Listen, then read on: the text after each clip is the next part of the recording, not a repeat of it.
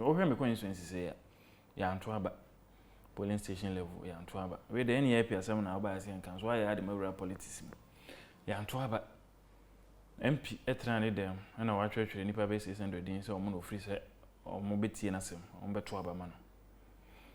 eno we agina so dey coordinators on post eno we agina so no any fashion we be as constituency executives but say basa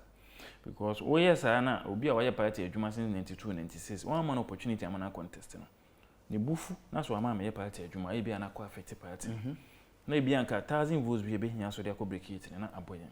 nti boni se a chance mu ye we still have a lot of time me gidi se ADA any council of elders any other party structures or no mbehwe no masiesie ansem ye nyina and again enche beto regional elections ni asan beto national in July